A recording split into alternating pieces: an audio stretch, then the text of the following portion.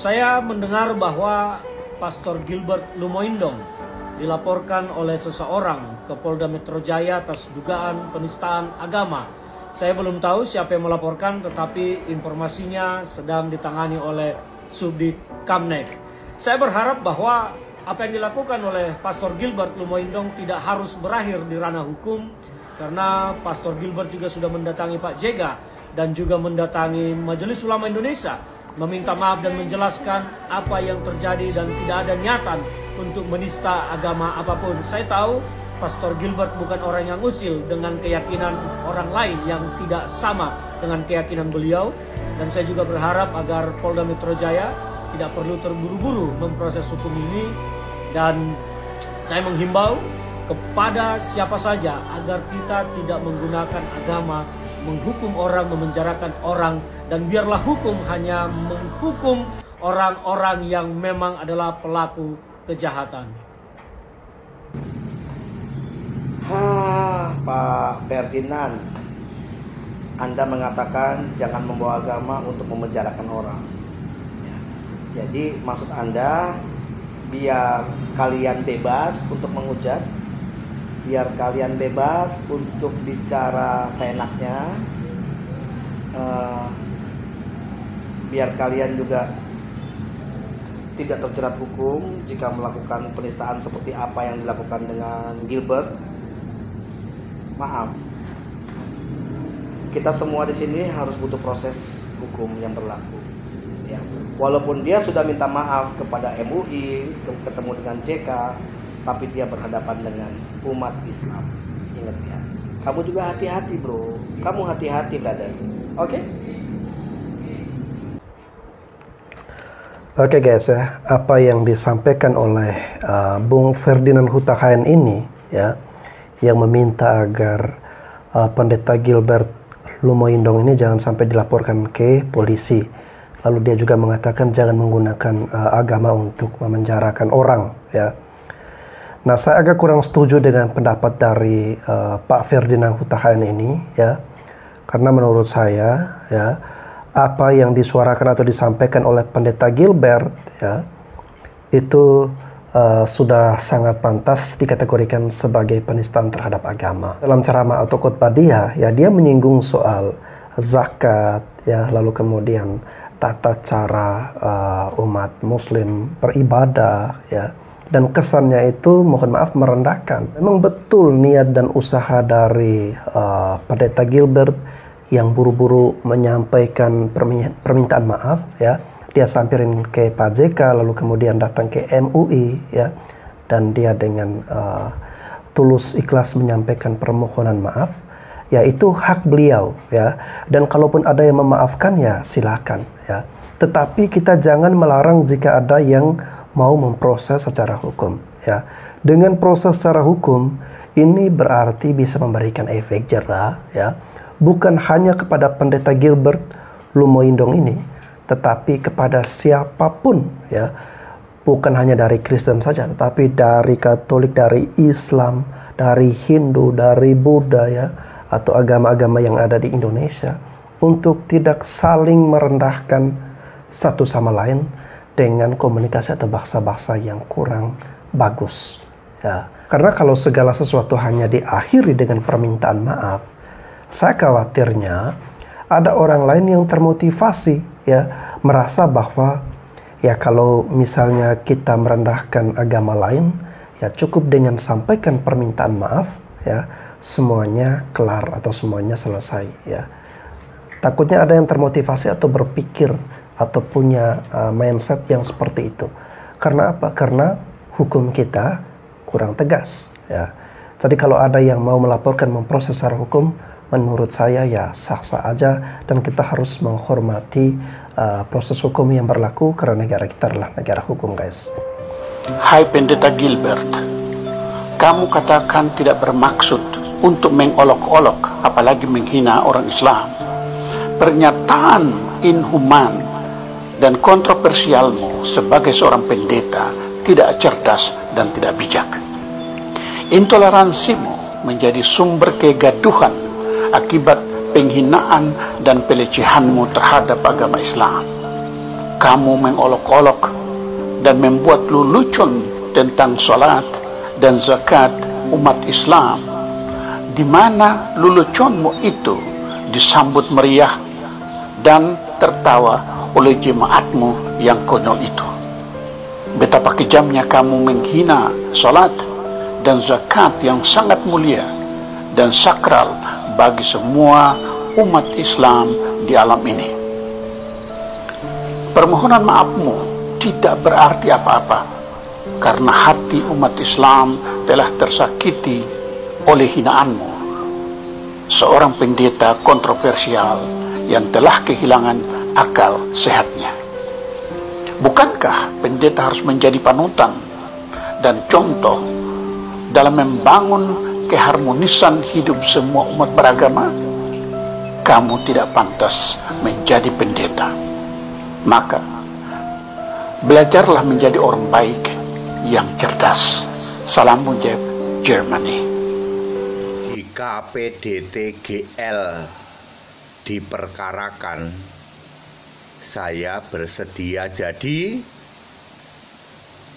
Bapak Ibu Saudara, jika PDTGL diperkarakan, saya bersedia menjadi saksi yang memberatkan. Bapak Ibu Saudara, kalau kita melihat tayangan video PDTGL ini ya, udah itu orang awam akan langsung mengatakan ini penistaan ini ya. Saya juga sangat tersinggung dengan hal ini ya. Maka begini sikap saya. Pertama, kalau boleh saya memohonkan maaf untuk PDTGL kepada saudara-saudaraku dari ya saya paham pasti Bapak saudara-saudaraku semua tersinggung dari keyakinan lain ya di luar kekristenan. Ya sangat merendahkan ya, kok keimanan seseorang dibandingkan antara 10 dan berapa? 2,5% kalau tidak salah ya. Pertama, kalau diizinkan berkenan saya memohonkan maaf ya kepada saudara-saudaraku dari luar kekristenan untuk PDTGL ya, mohon dimaafkan. Yang kedua, jika memang diproses secara diproses hukum begitulah ya, saya bersedia menjadi saksi yang memberatkan beliau. Kenapa? Saya sendiri pernah menjadi anak buah beliau, atau tepatnya beliau itu mentor saya ya, walaupun mungkin hanya untuk 1 tahun lebih sedikit lah begitu ya. Dan banyak kasus sudah melingkupi beliau ya. Oke, saya mau jelaskan, 10% yang persepuluhan itu sudah batal. Sudah batal persepuluhan. Banyak orang tidak tahu bahwa persepuluhan adalah bagian dari Taurat yang ada perintah dan ketentuannya.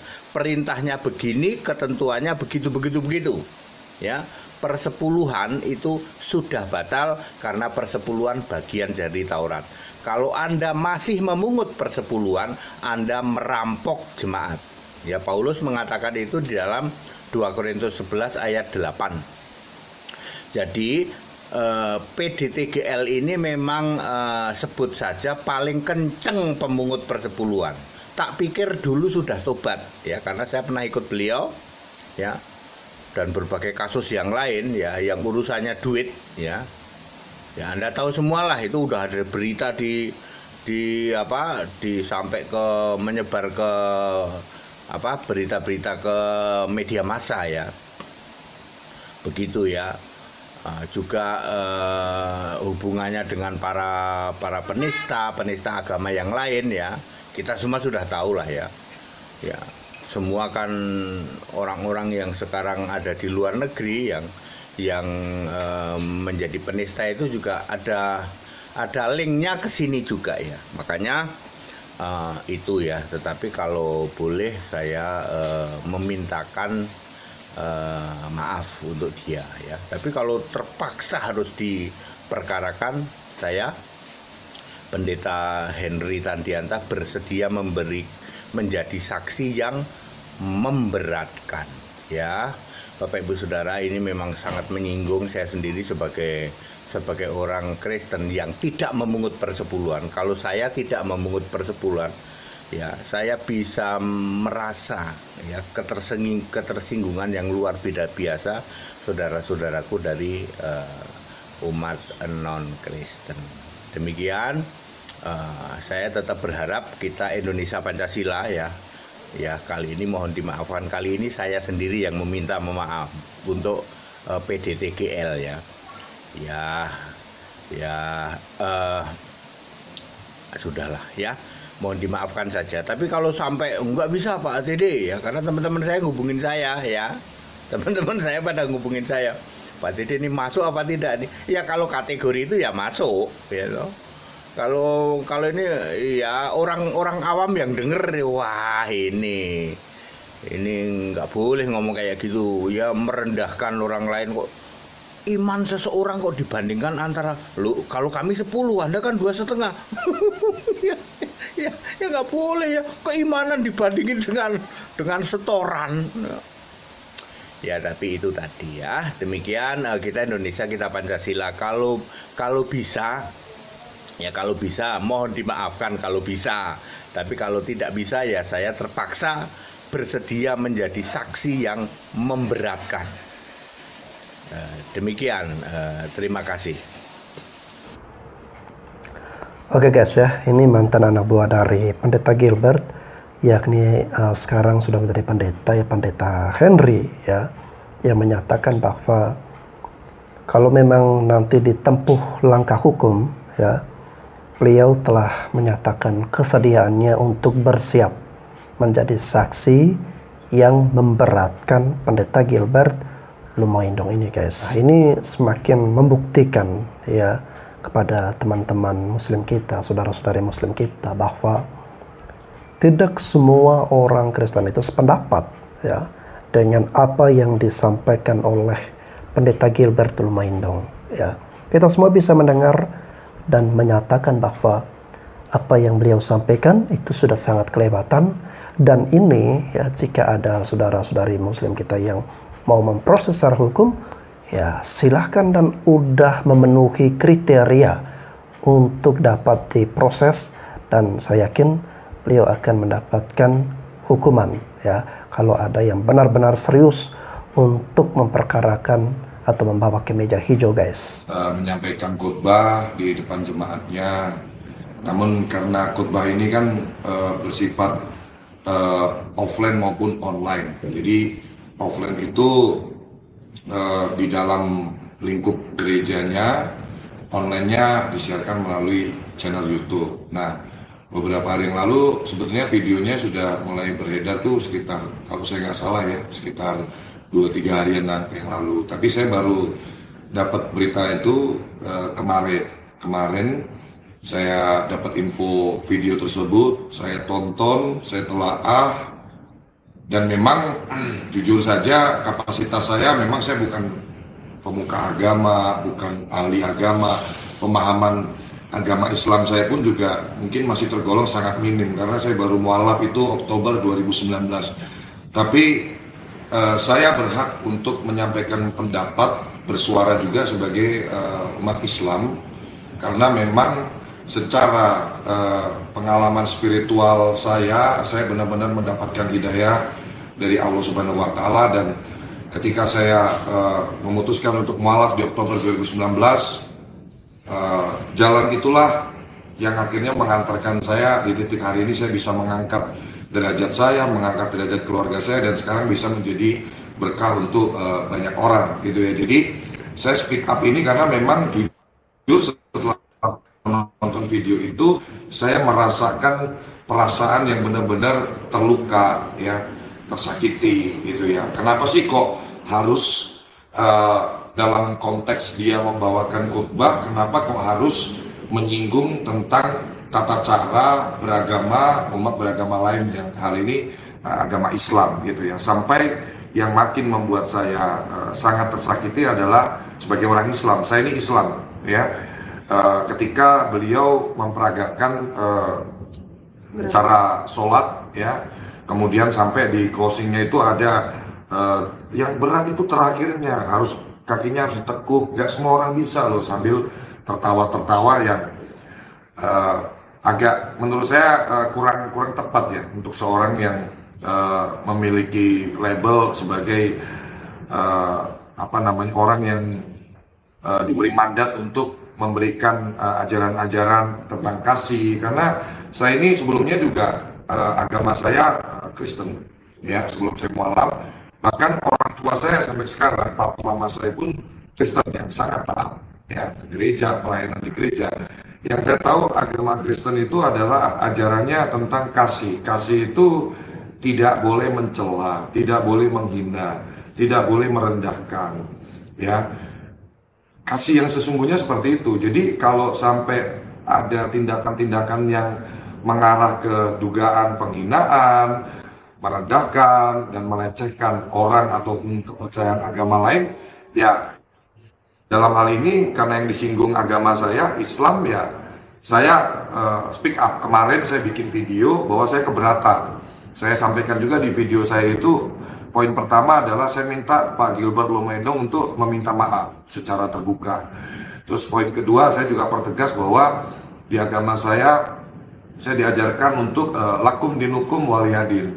Ya, bagiku agamaku, bagimu agamamu. Ya, agama itu adalah ruang private, ruang intim kita, hubungan kita, batin kita terhadap pencipta kita. Kita semua di dunia ini diciptakan, ada pencipta. Ya, apapun kepercayaan teman-teman kita hormati. Kalau iman saya insya Allah sampai nanti saya menghadap ke pencipta saya, iman saya Islam.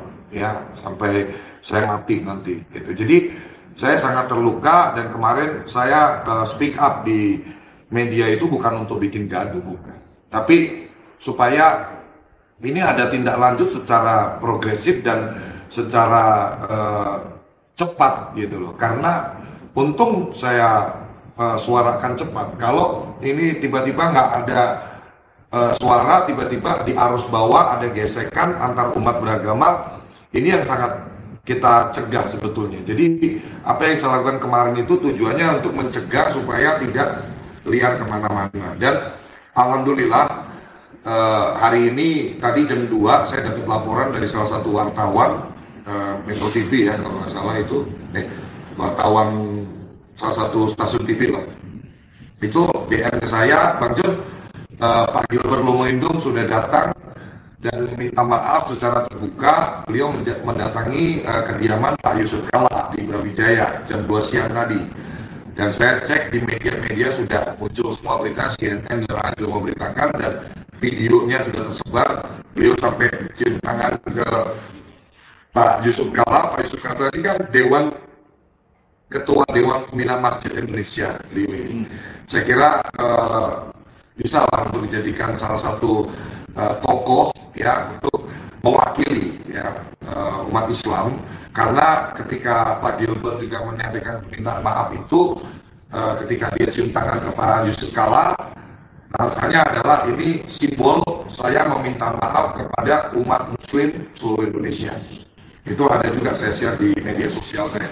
Jadi saya pikir di agama Islam adalah agama yang menjadi rahmat untuk alam semesta. Islam itu mengajarkan damai. Islam itu mengajarkan cinta kasih. Islam juga melarang umatnya untuk menyimpan rasa dendam. Ya, orang yang sudah meminta maaf, apalagi dengan tindakan yang respon segitu cepatnya, baru kemarin videonya viral, hari ini langsung gerak cepat, Pak Gilbert Lumoindong langsung meminta maaf ke umat Islam. Saya kira kita diajarkan sebagai umat Islam juga untuk husnuzon, ya.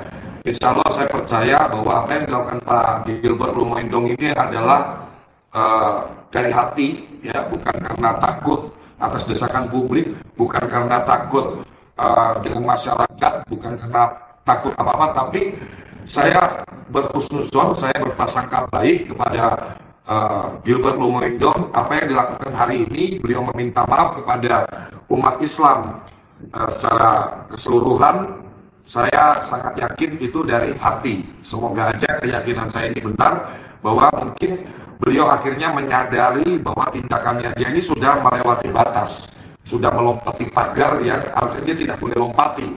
Karena saya selalu sampaikan, dan saya termasuk orang yang paling frontal untuk menyuarakan ini di media sosial. Beberapa waktu lalu salah satu tiktokers Medan, hari ini saya viralin, besoknya ditangkap itu yang dia diduga menghina salib, ya, Morteza kalau nggak salah, itu ditahan, sampai sekarang juga masih ditahan. Jadi bukan karena kita minoritas, tidak ada minoritas mayoritas itu. Siapapun yang mencoba mengganggu ketertiban umum, siapapun yang mencoba mengganggu persatuan dan kesatuan umat, saya sebagai influencer juga punya kewajiban moral untuk melawan siapapun Anda. Kalau Anda sudah melewati batas, Anda sudah menyentuh area yang bukan kewenangan Anda masuk ke area orang lain, saya akan lawan. Karena gini, saya seorang nasionalis, jiwa NKRI saya sangat tinggi. Tujuan saya adalah bagaimana kita ini, saudara, satu-satunya jalan untuk mencapai kemakmuran bangsa ini adalah dengan kerukunan, dengan persatuan dan kesatuan. Jadi jangan ada lagi oknum-oknum yang berani membahas-bahas, menyinggung-nyinggung, menyenggol-nyenggol ajaran agama lain. Semua orang pasti menganggap ajaran agamanya dia paling benar. Sudah, kamu pecah aja di perut gitu. Jangan pecah di mulut. Ya, Anda punya pemikiran agamamu paling benar, tata cara ibadahmu paling benar, silahkan. Itu hak Anda secara umat beragama, Anda percaya sama keyakinanmu, silahkan. Tapi cukup pecah di perut aja. Jangan pecah di mulut. Dampaknya itu saya nggak bisa membayangkan lah kalau sampai ada gesekan, ada perpecahan antar umat. Ya, Indonesia ini mau menuju ke ekonomi yang lebih baik lagi, Indonesia emas 2045. Harus dipupuk dari sekarang, solid dulu kita. Ya, dalam skala perusahaan aja saya selalu tekankan ke karyawan saya, solid team, winner team. Kalau kita solid, kita akan jadi tim yang menang. Nah, Indonesia juga harus punya solid, bersatu. Ya, semua agama insya Allah mengajarkan kebaikan semuanya. Ya, dan hari ini saya memberikan contoh untuk seluruh umat Islam. Memaafkan itu mulia, memaafkan itu indah. Saya sudah sampaikan di sosial media saya bahwa insya Allah umat Islam memaafkan apa yang dilakukan oleh saudara Gilbert Lumoindong. Pesan saya cuma satu, jangan Anda keceplosan lagi, jangan Anda melewati batas lagi, terus Anda menyuarakan hal-hal seperti itu yang sensitif. Oke guys ya, sangat luar biasa apa yang disampaikan oleh Bang John LBF ya, yang memberikan teguran dan sekaligus juga pencerahan ya kepada Pendeta Gilbert Lumoindong ya, agar ke depan jangan sampai dia mengulangi kesalahan yang sama. Memang betul kita sebagai bangsa Indonesia, sebagai bangsa yang besar dengan keanekaragaman suku, bahasa, budaya dan juga agama guys ya, kita perlu merawat bersama-sama, kita perlu memupuk itu secara bersama-sama ya, agar tidak terjadi perpecahan di antara kita ya. Karena kalau kita sudah berbeda-beda, berkeanekaragaman ya, lantas kita kurang solid ya, kita tidak bersatu ya, itu akan mudah sekali untuk orang lain, terutama bangsa asing yang punya kepentingan untuk merampok ataupun ingin mengambil keuntungan di negeri kita. Mereka akan memanfaatkan situasi-situasi seperti ini untuk mengadu domba di antara kita sebagai sesama anak bangsa ya. Oleh karena itu sangat penting bagi kita semua untuk selalu menjaga kerukunan antar umat beragama ya, saling menghormati satu sama lain, kita bertoleransi ya, kembali kepada prinsip yang disampaikan oleh Bang John bahwa agamamu ya agamamu, agamaku agamaku ya. Kalau Anda merasa keyakinan Anda yang lebih benar, cukup simpan dan pecahkan itu di dalam perut Anda, jangan pecahkan di mulut ya. Khawatirnya akan menimbulkan dampak-dampak yang tidak diinginkan ya. Sekali lagi guys, mari kita membangun persatuan ya, membangun kekompakan, solidaritas di antara kita. Kita kembali lagi seperti war takjil yang kemarin sangat-sangat keren, seru, lucu-lucuan ya, antara Nonis dan yang saudara-saudara kita yang muslim ya. Itu sangat indah sekali pemandangan atau situasi-situasi seperti itu, ya. Semoga ini senantiasa dirawat terus, ya, memupuk terus persatuan di antara kita, ya, sebagai sesama anak bangsa. Oke guys, terima kasih sudah menyaksikan video yang sangat panjang ini, ya. Semoga Tuhan memberkati kita semua. Amin.